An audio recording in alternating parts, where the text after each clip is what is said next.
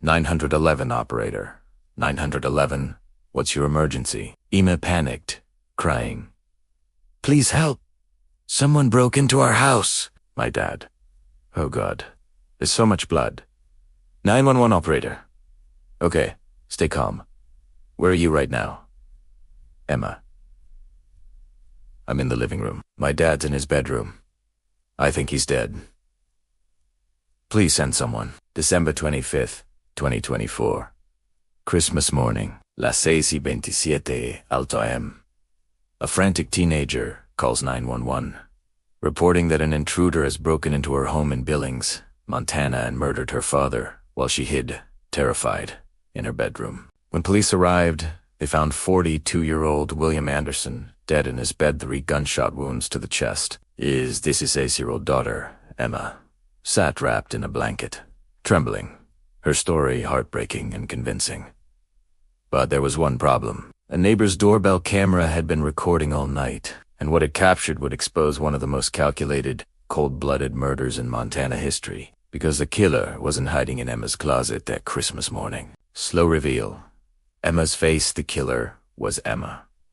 She called 911 on Christmas morning, Billings, Montana, December 25th, 2024. It's a city used to harsh winters and tight-knit communities, but not to holiday homicides. Especially not ones like this. When Detective Adrian Mitchell arrived at the single-story home on Billings' west side, just after 7 a.m., he found what appeared to be a tragic but straightforward case. A home invasion gone wrong. A living room window had been forced open. William Anderson's wallet and watch were missing, and his teenage daughter was barely coherent with shock. Emma Anderson seemed like the perfect victim. 16 years old. Blonde hair. Blue eyes. Sitting on the couch, wrapped in a shock blanket, repeating the same story over and over. She'd been asleep when she heard gunshots. She'd hidden in her closet for nearly an hour, terrified the intruder would find her. When she finally found the courage to come out, she discovered her father's body and immediately called 911. Inside William Anderson's bedroom, the scene told a story of violence. The nightstand was overturned. A lamp lay shattered on the floor. Defensive wounds covered William's hands. He'd woken up and fought for his life. The murder weapon was a .30-06 hunting rifle that belonged to William himself. Police found it in the backyard, partially buried in snow, as if the killer had tried to hide it while fleeing. 3 spent shell casings lay on the bedroom floor. Any one of those 3 shots would have been fatal. This wasn't self-defense, this was rape. The medical examiner determined that William had been killed between 4 o'clock and 5:30 a.m. hours before Emma claimed to have heard the gunshots. But at this early stage, no one suspected the grieving daughter sitting in the living room. That would change within 24 hours because of a doorbell camera across the street. To understand what happened on that Christmas morning, you need to understand who William Anderson was. At 42 years old, William was a beloved science teacher at Billings West High School. For 15 years, he taught AP chemistry and coached the nationally recognized Science Olympiad team. Former students described him as the kind of teacher who arrived early and stayed late. The one who helped with college applications on weekends. The one who made complex concepts accessible and inspired scientific careers. 2 years before his death, he'd been named Montana Science Educator of the Year. But William's greatest achievement wasn't in the classroom. 5 years before his murder, William's wife, Jennifer, died of breast cancer. Emma was just 11 years old. William reorganized his entire life after that. He turned down job opportunities that would have advanced his career but taken time away from Emma. He learned to cook proper meals. He mastered teenage girl fashion. He became both mother and father. The walls of their modest home were covered with photos. William and Emma hiking in the Beartooth Mountains, fishing along the Yellowstone River, smiling together at her middle school graduation. Neighbors remembered William turning down dates and social invitations if they conflicted with Emma's activities. Emma needs stability right now, he'd say, not a parade of new people in her life. But in the months before his death, something had changed. William had started expressing concerns about Emma's behavior. She was pulling away, breaking curfew, becoming secretive about her phone. 2 weeks before Christmas, William called his sister, Catherine. Emma's changed. She's defensive about her phone. I think she might be hiding something. Maybe drugs. Maybe a bad crowd. I don't know what to do. What William didn't know was that Emma was hiding something far more dangerous than drugs. She was hiding a relationship with a 23-year-old man named Jake Mercer. And when William discovered the truth, just 2 days before Christmas, he made a decision that would cost him his life.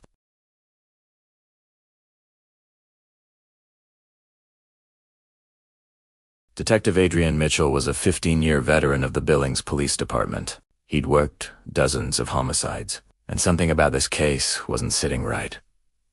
The forced window looked too neat, too deliberate, as if someone had studied break-ins rather than committed one.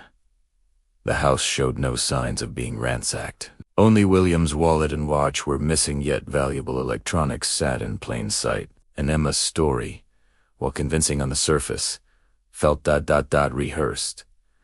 As officers canvassed the neighborhood, asking if anyone had seen or heard anything unusual on Christmas morning, they got a crucial lead. Trevor Phillips, who lived directly across the street, mentioned his Ring doorbell camera. "I installed it after someone stole our Christmas packages last year," he explained. "It has a view of the Anderson house, including Emma's bedroom window."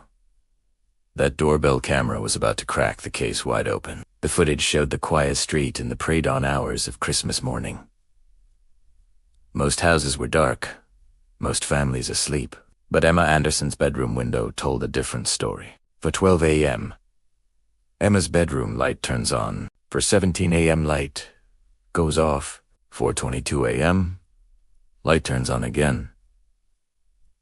For 36 a.m., light goes off. 4:40 a.m., light turns on. This pattern continued for nearly 2 hours during the exact time. Emma claimed to be sleeping soundly until gunshots woke her around 6:30 a.m. When forensic technicians enhanced the video, they discovered something even more damning.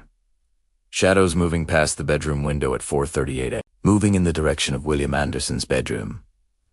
Investigators obtained a warrant for Emma's phone records. What they found corroborated the Ring camera evidence perfectly. Las 4:12 alto m. Emma's phone connects to her bedroom Wi-Fi. Las 4:36 alto m. Phone connects to the kitchen Wi-Fi. Las 4:40 alto m. Phone connects to the hallway Wi-Fi. Las 4:43 alto m. Phone connects to the Wi-Fi nearest her father's bedroom. The medical examiner had estimated William's time of death at approximately 4:43 a.m. Emma hadn't been asleep. She'd been moving through the house, and her phone had tracked every step. When Detective Mitchell confronted Emma with this evidence, her carefully constructed story began to fall apart. First, she said she might have gotten up to use the bathroom. Then she suggested she sometimes left her light on while sleeping. Then she claimed the camera timestamps must be wrong. Each explanation came too quickly, as if she'd prepared multiple alibis in advance. Detective Mitchell knew what he was dealing with now. This wasn't a home invasion. This was premeditated murder. But the question remained, why would a 16-year-old girl kill her own father on Christmas morning? Act 4. The Forbidden Relationship.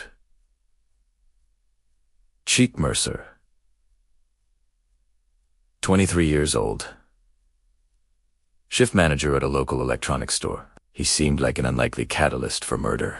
But when investigators obtained Emma's text messages and social media records, they discovered a relationship that had been going on for 3 months. A sexual relationship with a 15-year-old girl. In Montana, statutory rape carries a penalty of up to 100 years in prison if the victim is under 16. Emma Duned, 16, just 2 weeks before the murder. But the relationship had begun when she was still 15. Emma. My dad found out about us. He went through my phone while I was showering and saw our pics. He's furious and says he's going to the police after Christmas. Mercer, he can't do that to me. I'd lose everything. My job, my apartment, maybe go to prison. You have to talk him out of it. Emma, he said. If he catches us together again, he's calling the cops on you for statutory. I can't let that happen. The exchange continued with increasing urgency. Text message, December 24th, 11:52 p.m., Mercer. Whatever happens, delete these messages. And remember, I love you. We'll figure something out. Less than 5 hours later, William Anderson would be dead. Emma's laptop revealed something even more chilling. Weeks of research into methods of committing and concealing murder. Search queries appearing one by one. December 10th. How to make murder look like break-in. December 18th. How to clean gunshot residue from hands. December 20th. Best time for break-in to look realistic. December 20th. Can police trace deleted text messages? December 23rd. Father-daughter murder cases where daughter got away with it. These were impulsive searches made in a moment of panic. This was systematic research, careful planning. This was premeditation. Investigators also discovered that Emma had attempted to access her father's bank accounts in the hours before the murder. She found his passwords in his personal journal and tried to transfer $50,000 from his retirement account to a newly opened account in her name. The transfer had been flagged by the bank's fraud system and blocked, but the intent was clear. Emma hadn't just planned to kill her father. She'd planned to take his money and disappear. Jake Mercer's phone records revealed something equally disturbing. Between 3:30 a.m. and 4:05 a.m. on Christmas morning, his phone had pinged off a cell tower within half a mile of the Anderson home. Further investigation revealed that Mercer had purchased a prepaid burner phone 3 days before the murder. That burner phone had connected to the tower nearest the Anderson home at exactly 10 a.m. Then it was permanently deactivated. Mercer claimed he'd been home alone sleeping that morning, but the evidence suggested something different. He'd been nearby, waiting, possibly as a planned getaway driver, when Emma's plan went wrong when Mercer's burner phone raised suspicions and he fled. She was left to face the consequences alone. But the most damning evidence was still hidden inside the Anderson house in Emma's own bedroom.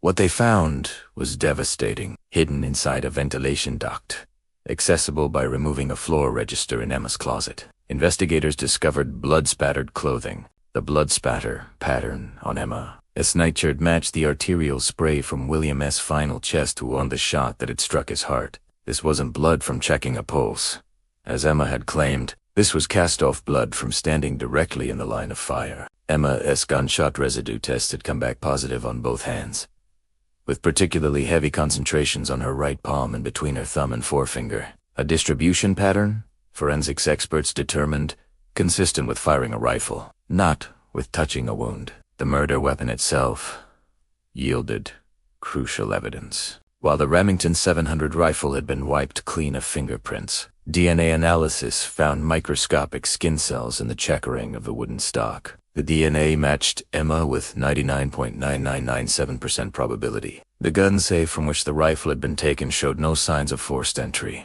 The combination was Emma's birthday, a detail only she and her father would know. An intruder would have had no way of knowing that combination, especially in the limited time frame of a supposed break-in. The blood spatter patterns in William's bedroom told the final part of the story. All 3 shots had been fired from approximately the same position at the foot of William's bed. The first shot had struck him while he was lying down, likely asleep. The wound penetrated his right lung but didn't immediately kill him. William woke up. He sat up. He tried to defend himself. The second shot struck his left shoulder as he sat up, the downward trajectory indicating the shooter remained in the same position. The third and final shot entered directly into his heart, causing immediate death. The medical examiner noted something particularly chilling.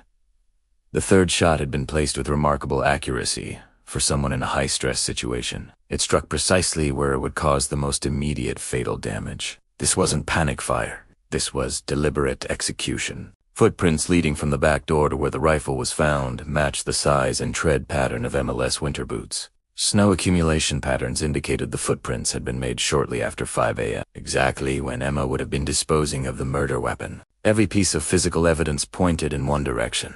Emma Anderson had systematically planned and executed the murder of her own father, and she'd almost gotten away with it. On January 2nd, 7 days after the murder, Detective Mitchell arrived at Emma's auntie's house with an arrest warrant. Arrest took place quietly. No drama.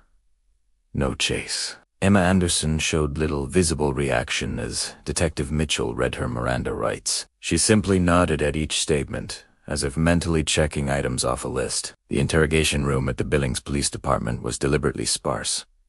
A metal table, 3 chairs, a camera in the corner, and a one-way mirror along one wall.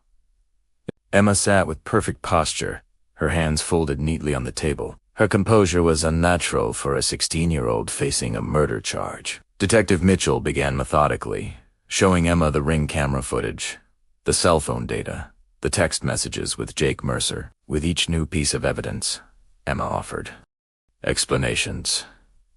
The rifle DNA was from helping her dad clean his guns. The gunshot residue came from checking his pulse. The blood-spattered clothing was from when she found him and held him. But the evidence was overwhelming, and after 4 hours, Emma's carefully constructed facade finally collapsed. He was going to ruin everything, Emma said, her voice barely above a whisper. Jake would have gone to prison. We would never have been together. Dad didn't understand what we had. He just saw Jake's age and went crazy. What followed was a confession that chilled even the experienced detective. Emma described waiting until her father was asleep, retrieving the rifle from the gun safe, using the combination she'd known for years, standing at the foot of his bed for nearly 10 minutes before firing the first shot. I wanted to make sure he was really asleep, she explained. I knew the first shot had to be perfect, or he might fight back. It was strong, much stronger than me. The clinical detachment with which she described calculating bullet trajectories, working the bolt between shots, and watching her father's final moments was perhaps the most disturbing aspect of the entire confession. When Detective Mitchell asked about her feelings in the moment of pulling the trigger, Emma's response was chilling. I felt nothing. It was like watching someone else do it. I remember thinking about the physics of the bullet weight, the speed, the impact, but not about it being dead. It wasn't until I saw the blood that I realized what was happening, and by then, I had to finish it. It would have been cruel not to. The confession sealed Emma's fate. But the legal battle was just beginning. The question facing prosecutors wasn't whether Emma had killed her father. She'd admitted that. The question was whether a 16-year-old girl could be held fully accountable for such a calculated crime. District Attorney Olivia Warren made the controversial decision to charge Emma as an adult rather than proceeding through the juvenile justice system. The methodical planning evident in this case, from the research into crime scene staging to the attempted financial transfers, shows a level of calculation that warrants adult prosecution. The deliberate nature of this crime, committed against the victim's own father while he slept on Christmas morning, demonstrates a callousness that the juvenile system is not designed to address. On March 15, 2025, the trial of State v. Emma Anderson began at the Yellowstone County Courthouse. Media trucks lined the streets. National attention focused on Billings. Inside the wood-paneled courtroom, Emma sat beside her court-appointed defense attorney, transformed in appearance from the teenager who'd been arrested. Conservative navy dress, minimal makeup, hairstyle to make her appear younger and more vulnerable. A deliberate strategy to emphasize her youth to the jury. But despite this careful presentation, observers noted that Emma's demeanor remained unusually composed for a teenager facing life imprisonment. The trial would last 7 days. The jury would deliberate for 14 hours, and the verdict would shock no one except, perhaps, Emma herself. April 2nd, 2025.